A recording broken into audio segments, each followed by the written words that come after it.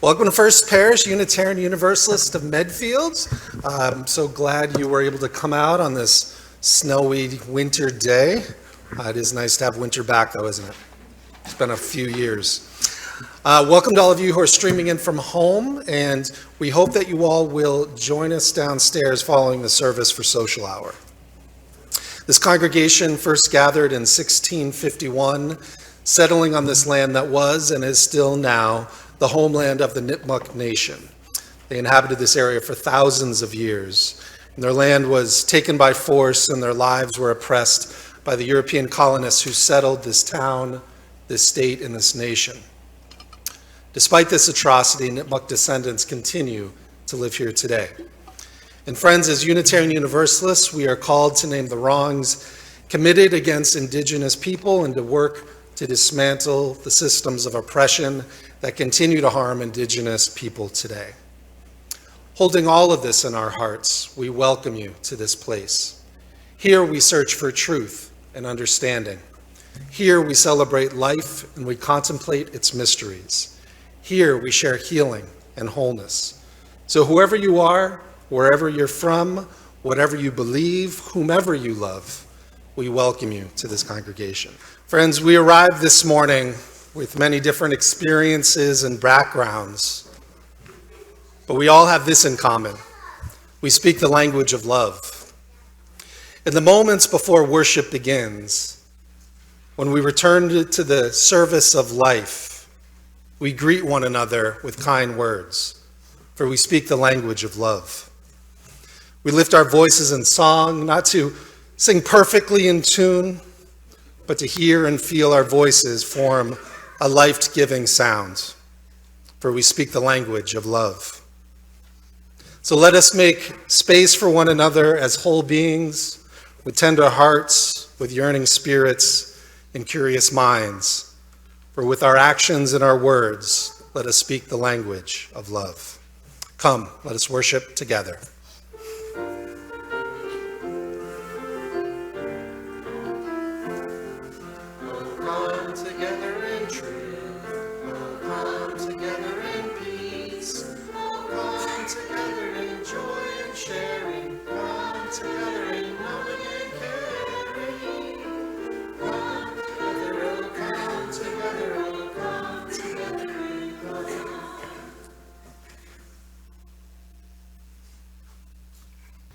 Good morning. My name is Louise Rachin, and this morning's chalice lighting is by Maureen Killoran, and it's called Love Can Transform the World. Love is an aspiration, the spirit that moves and inspires this faith we share. Rightly understood, love can nurture our spirits and transform the world. May the flame of this chalice honor and embody the power and the blessing of the love we need, and the love we give, and the love we are challenged always to remember and to share.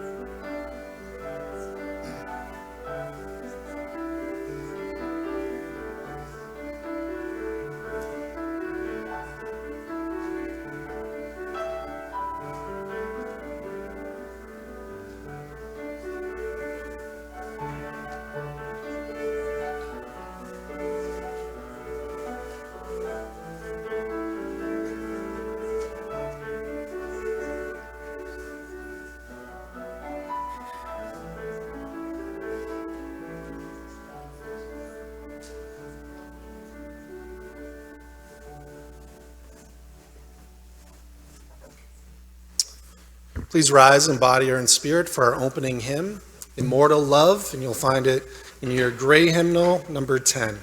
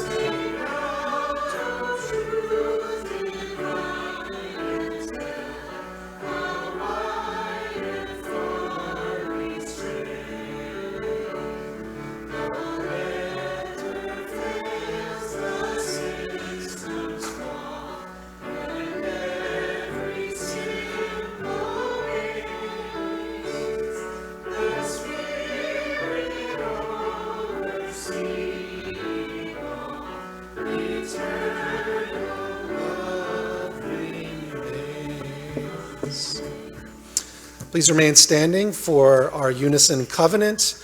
You'll find that on the last page of your order of service, and today we'll be reading lines 1, 2, and 4. Love is the foundation and spirit of our congregation, and we declare that every person is inherently worthy and has the right to flourish with dignity. As people of goodwill, we covenant with one another to listen to one another with empathy and kindness to build trust. You may be seated. So friends, as you know, February is Black History Month, and so the Social Justice Incubator folks for this month at this time will be highlighting a historical Black Unitarian Universalist. So now I'd invite Arnold Kalmbach to do that, and any children who want to get a better view, I'd invite you forward as well. So each week for the month of February, we're going to be talking about a famous Black Unitarian Universalist. And what I did is much like doing a little book report. Did any of you do a book report in school? Yeah.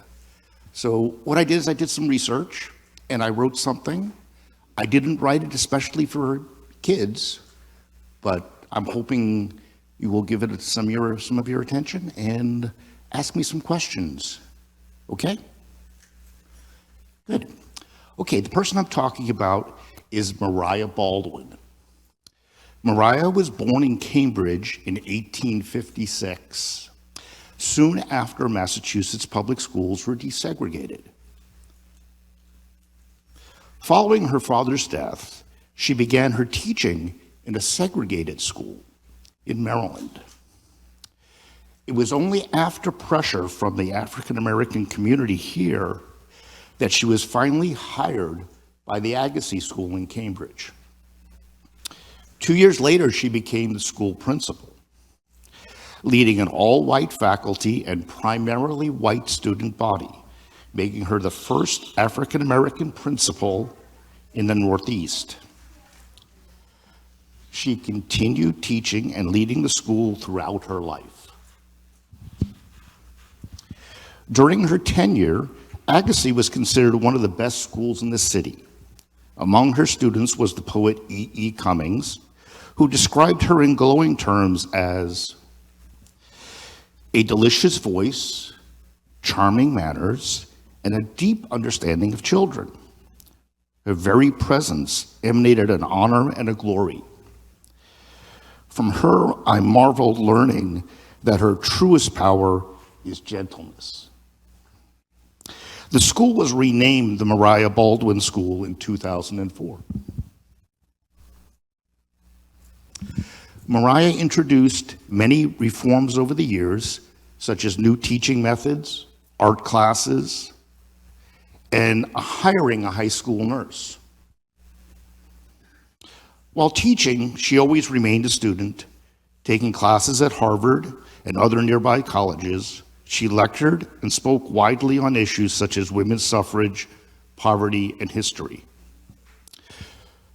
Her commitment to potentially controversial racial causes increased as she aged. Whereas in the 1890s, Baldwin devoted most of her out-of-school time to groups like the Women's Era Club, which emphasized Black women's involvement in reforms that would benefit women of all ages and races. By the turn of the century, she was speaking out against imperialism as it was manifested in the Spanish-American War.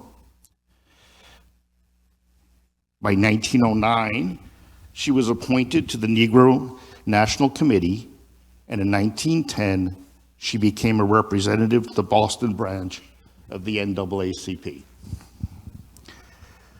Baldwin continued to dedicate herself to racial justice until her death in 1922, aiding Black mothers and children in settlement houses, urging the desegregation of the military during and after World War I, and advocating for increased educational opportunities for young Black girls in the Cambridge area and beyond. Questions? Yeah. Well, let's see, you can do some math. She died in 1922 and was born in 1856. So you want me to do the math or you going to do the math? Go. 74, great. Nice. So I mentioned segregation. Is that a word you guys know? What does it mean? Well, exactly. So that was a thing in public schools for a long, long, long time. And this person, Mariah, helped work against that. Yeah. I'm glad that it doesn't happen anymore because I wouldn't like it if it wasn't fair to Black people, even though they were treated meanly by the color of their skin, because I don't think that's right. Excellent. Good job. Any other questions? Yeah. Well, I think probably a Unitarian, given the her being in the Cambridge area in 1856 was probably my best guess. She was. Yeah, thank you. Anything else? Oh, go. Is her school still around? Yes, it is. It's now named the Mariah L. Baldwin School. They named it after her because she did such a darn good job. Yeah.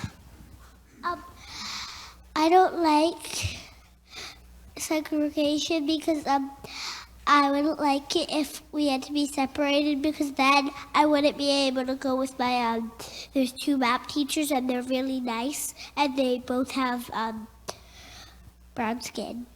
Nice. I am glad you like math teachers. Most students don't. I was a math teacher. Any other questions? Okay, thank you. Yeah, that was wonderful. So let's sing the children out as they head to religious exploration.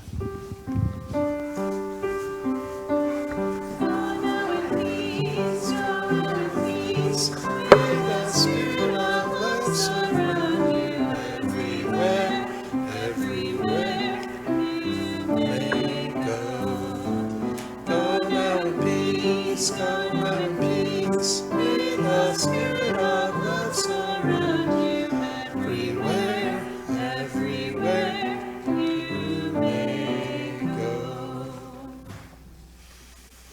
Pause now and enter into a time of prayer and meditation. O Spirit of love, God of many names, help us to calm our busy minds this morning. Help us to name the beauty in our world, the gently falling snow, the laughter of children. For this time of year brings so many joys, so many sorrows. The joy of walking through the snow, the joy of chocolates, the joy of being with our loved ones, the joy of the Patriots. But there's also many who struggle this time of year with sadness, with depression, with drug abuse, alcohol abuse. For so many can feel so isolated.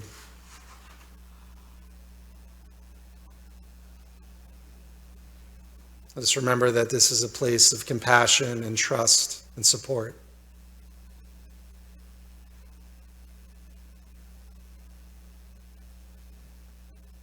As Ted Lasso once said, it's hard being sad, but it's even harder being sad alone. And we're so grateful that here none of us are alone.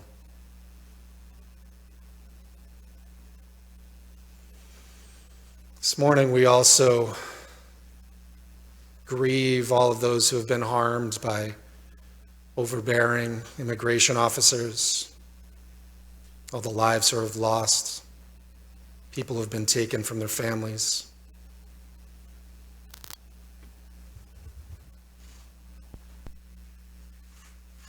It's hard to know what to do, how to support those who have been harmed, continue to be harmed, living with fear.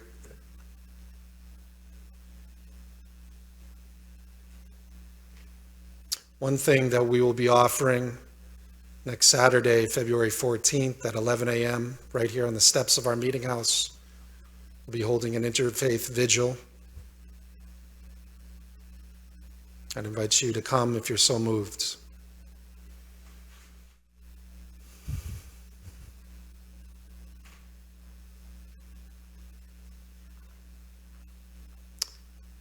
We hold all of this in our hearts as we enter into a time of silent meditation.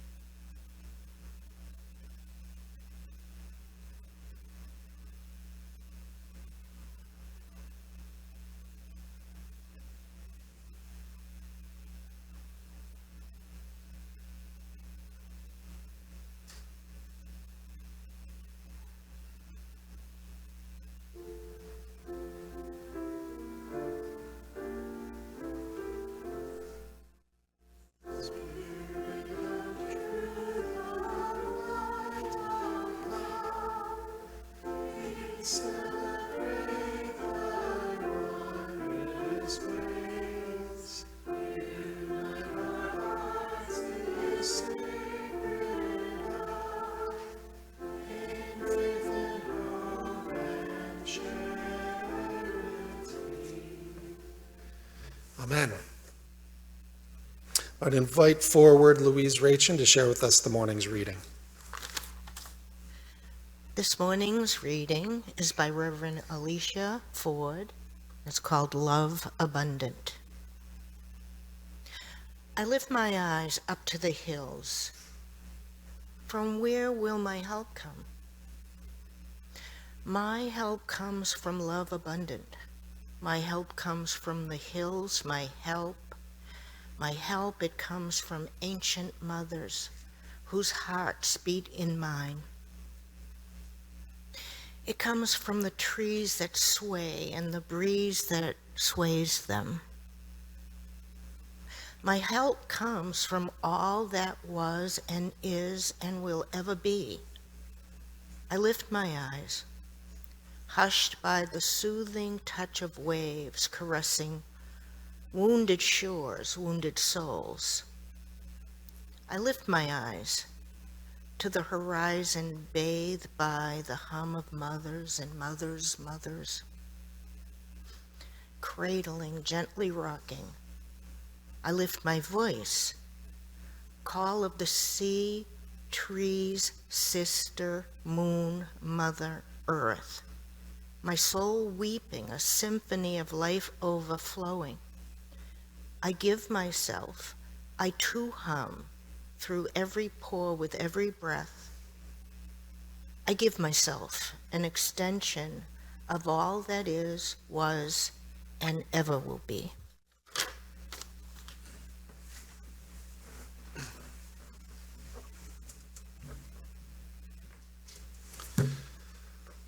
Last night, my wife and I were out at a restaurant in Quincy where we live.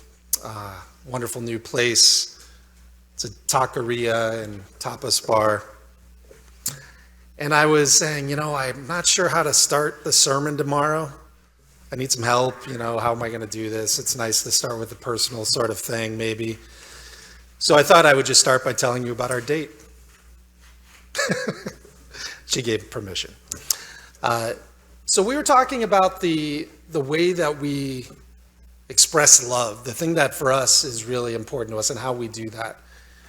And I sort of had an idea what it was for her, but she described that the thing for her, the way she feels loved, whether it's me or her friends or family or whoever, is to really be able to spend quality time with them. I go for a long walk. And she's really fond of having those words of affirmation, those things where people tell her, I really care for you and here's why. And that, that tracks. And then, I said for me, having grown up with a mother who cooked and we had wonderful family dinners, for me, my sort of way I express love probably the most, and all of those things ring true, but for me it's really about preparing a meal and sharing it with those who I care about. That's something I do most evenings. So there's many ways that we can express care and love for those in our lives. I wonder how you do that. What's most important to you? I don't know if you've thought about that. Because often we have difficulty expressing our feelings, forgetting to tell folks that we love them. For some reason we like to keep our love, packed away. Perhaps we think we'll be hurt if we share it too much. We don't want to waste our love. We don't want to give it away willy-nilly.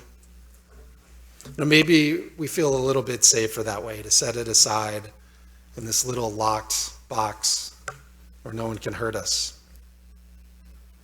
These expressions of love, they come in many different forms. The ancient Greeks had several different words to describe different types of love.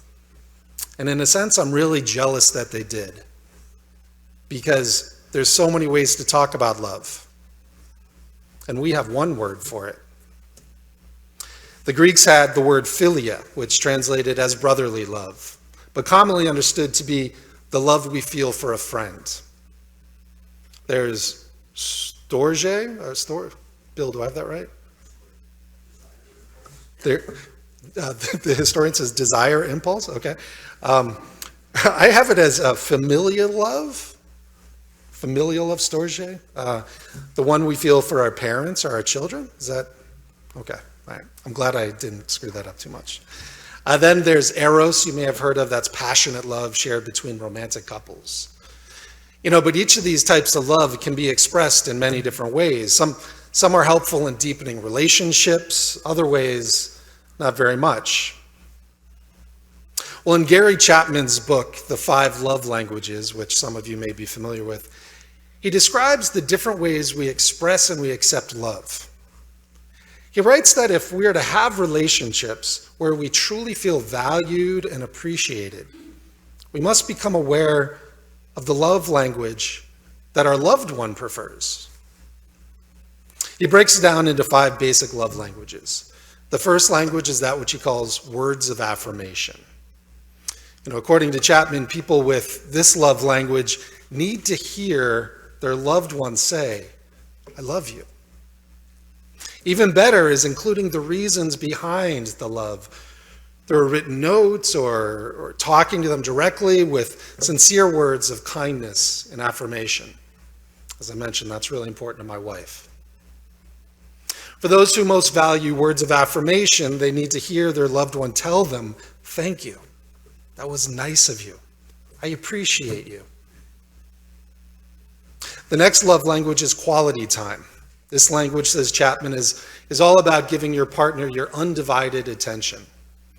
He writes, quote, "Spending time with your partner is about being together, paying attention to each other, sharing something meaningful together, and listening and communicating. This could include preparing and eating dinner together, going on a hike in the woods, or simply watching a movie together." Another love language he describes is called receiving gifts. The person who prefers this language thrives on the love, thoughtfulness, and effort behind the gift. In short, actions speak louder than words. The act of giving a gift tells your partner that you cared enough to think about them in advance and to go out of your way to get something to make them smile. Truth be told, that's probably my least important one. As my family will attest to, when in November and December they kept asking me, "What do I want for Christmas?" And I was like, "I don't know." The next one is acts of service. This language includes anything you do for the other one, like vacuuming the floor, going grocery shopping, sending thank you notes. Chapman suggests asking your partner to give you ideas for things you'd like to do that would make their life easier and more enjoyable. Simple things like making breakfast in bed or walking the dog demonstrate that you care about your partner and your life together. The last one is physical touch. People who speak this love language thrive on any type of physical touch. Again, according to Chapman, quote, "Be intentional about finding ways to express your love using physical touch by giving hugs, touching their arm or hand during conversation, offering to give a back rub. This can be a very effective way of communicating your love." So which one do you value? And it's not an either or. It can be all of the above. But it's important to understand what's preferred by your partner or your family member or your friend. The only problem is that people tend to express love in the way that they personally like to receive it. And one person's primary love language often doesn't align with that of their partner. So, that expensive diamond necklace that you bought for your beloved, that thing that you were certain would let them know how much you love them and how deeply you care about them, well, it may not be received in the way you intended. For your partner may simply need to hear those words of affirmation where you tell them that you love them and that you honor them and that you appreciate them for all they are. They could care less about some silly necklace. I remember as a boy, my dad gave my mother for Christmas often small appliances. That didn't go over well, especially for my mom, who was a pretty staunch feminist at the time. Maybe you show your love through acts of service and you spent all evening preparing the most amazing meal for your spouse. And while you cooked, you wanted your loved one to have time to relax. But they would rather have made the meal together because what they really wanted was more quality time with you. That rings true for me. You may have had the best intentions, but simply you were speaking the wrong love language. You got them the wrong type of love. You know, the other day I was at the grocery store doing the weekly shopping. As I mentioned, one of the ways I show love is through doing the shopping and then preparing most of the meals. This is a really special time for us. When we sit down as a family, we start by saying our gratitudes and things that happen in our day. And for me, that's really important. That's special. So I wonder if over the coming days and maybe over the next couple weeks, if you might be willing to share with those you care about the thing that for you is most important, and then to be able to listen to what they have to say. But all of this talk of love got me thinking about another kind of love, a love that the ancient Greeks called agape. This is not a love that can fit into those little locked packages, those little locked boxes. See, you need a bowl the size of the universe to fit agape. See, it refers to the universal, unconditional love that transcends time and space, what is often described as the infinite love of God. Our UU values that we have talked about for years centers love. And some think of that as a soft romantic love or something like that. I think the closest they're talking about is that agape love, a God of love. Now, I know some of you are taken aback when I use the G word. I know that for some of us, this can be a very loaded word, one that carries a lot of baggage. Perhaps for some of you who grew up in a different faith, the word God refers to that judgmental God who sits up on the throne, who will either reward or punish you when you die. And if you were taught that as a child, but you've since rejected it, you can understand how this could bring up a lot of feelings. But for me, I was raised Unitarian Universalist. I wasn't raised with that negative association with the word God. When I say it, it's my simple, shorthanded way of describing that infinite love that which we are all a part of. I love that the transcendentalists, Emerson, Thoreau, and all the rest, that love that when they were outside of nature, that was where they experienced that type of love. Unitarian Universalists sometimes might refer to this as the interdependent web of divinity for everything that beckons us towards our true selves.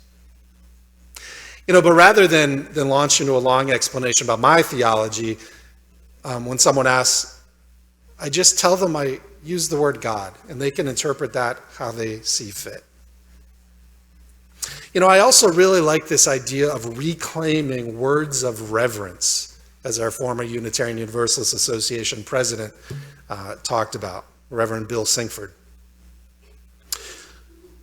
He talked about these words that have been almost forfeited to other faiths that we can reclaim. An example of that, in our service, we have the call to worship. When I first came here, it was called the introduction. When I first came, we had closing words. I changed it to benediction. Why? Because I think those words of reverence, they mean a lot to me. And we do have our past, our history in Protestant Christianity, and I think some of those words are meaningful, and it showcases the special sacredness of our time together on Sunday mornings. Some of you have heard this before, but one of my earliest memories of hearing someone talk about God in a way that made sense to me was when I was a 5-year-old little boy sitting in the movie theater and I heard the words of the Jedi Master Yoda.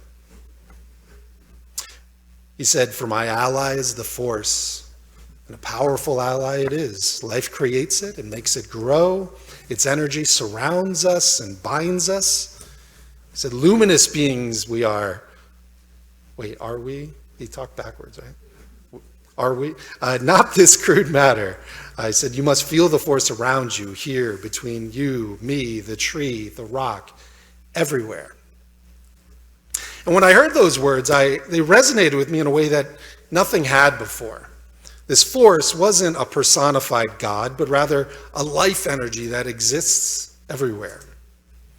What I didn't realize at the time, and I only learned when I went to seminary, was that Yoda was actually speaking about an ancient understanding of the divine known as panentheism. You can find panentheism described in Buddhism, in Hinduism, in Taoism, even within the Hebrew and Christian scriptures. Panentheism speaks about the divine as an ethereal energy that is within all life and connects all life together. When Christians talk about the Holy Spirit, that's very close to that. Essentially, I believe God is the collective energy of all life that binds us together, that guides us, that nurtures us. It's the great mystery that we might not see, but somehow we feel that it's there. See, that's what I mean when I use the G word, or as the Greeks would call it, agape. You likely may have a different way of thinking about this, and that's how it should be. We are Unitarian Universalists. You know, our ability to honor and cherish those with different theologies is what makes us a fairly unique faith. But regardless of the words we choose to use, I do think it can, if we can set aside the noise of our busy lives for a while, we'll find a presence of something larger. For mindful, that quiet voice will always be there. For in my experience, agape is found there in those quiet moments, in the cracks, and the whispers in the wind. As our Unitarian ancestor and transcendentalist Henry David Thoreau reflects in his masterpiece, Walden, I quote, "In the midst of the gentle rain, while my thoughts prevailed, I was suddenly sensible of such sweet and beneficent society of nature, in the very pattering of the drops, and in the every sound and sight around my house, an infinite and unaccountable friendliness, all at once like an atmosphere sustaining me. Every little pine needle expanded and swelled with sympathy and befriended me. I was so distinctly made aware of the presence of something kindred to me that I thought no place could ever be strange to me again." It continues, "How vast and profound is the influence of the subtle powers of heaven and earth. We seek to perceive them, and we do not see them. We seek to hear them, and we do not hear them. Identified with the substance of things, we cannot be separated from them. They're everywhere, above us, on our left, on our right. They environ us on all sides. It's an ocean of subtle intelligences."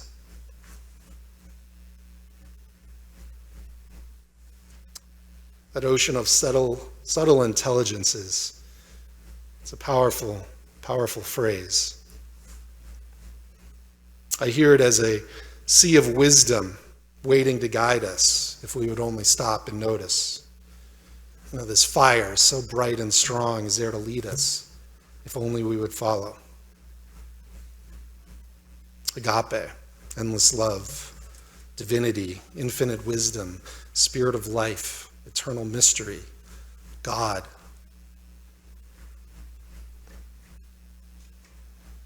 But regardless of the words that resonate with us, when you get right down to it, none of our feeble human words seem adequate, right? For how do you describe that love which is so vast and so indescribable, but yet somehow as close and familiar as an old friend? I still search for the right words.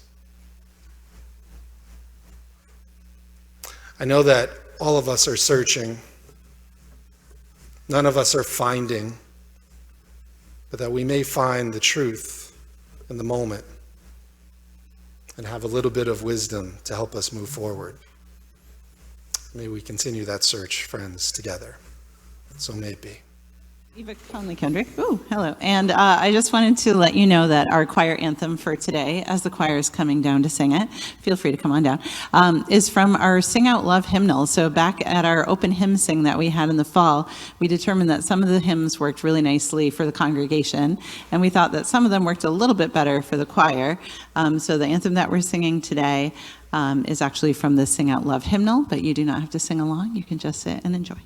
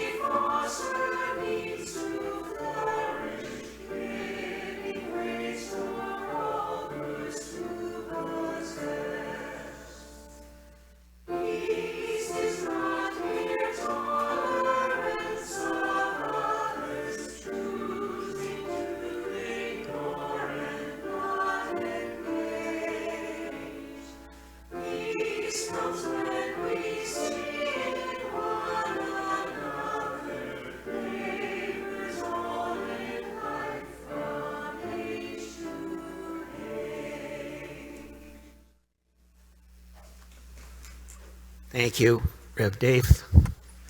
Today's offering will be shared equally with the UU Urban Ministry. The Urban Ministry is a nonprofit based in Boston that focuses on social action. Its offices are located at the First Church in Roxbury. They have a domestic abuse shelter, which houses both individuals and families that are victims of domestic violence.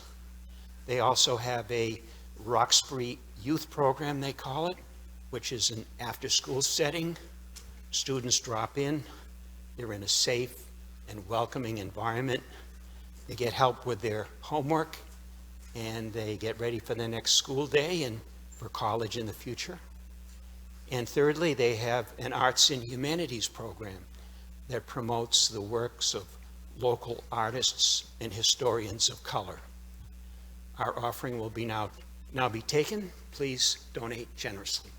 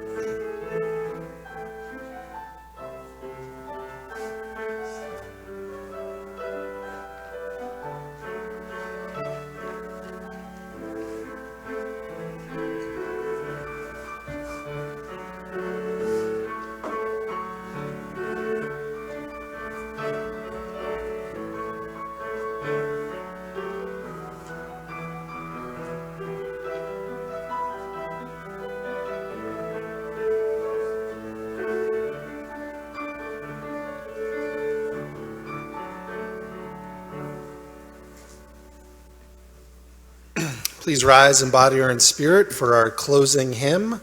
Love Will Guide Us. It's number 131 in your gray hymnal.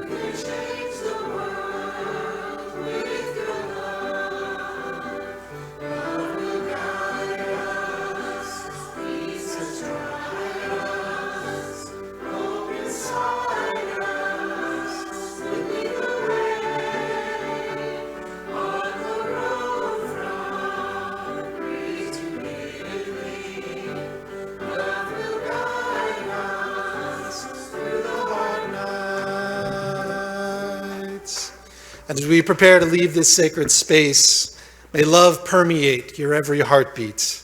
May faith guide your every step. May truth and compassion be your eternal traveling companion. And may a deep, abiding spirit rest joyfully in your every waking wish. Go in peace.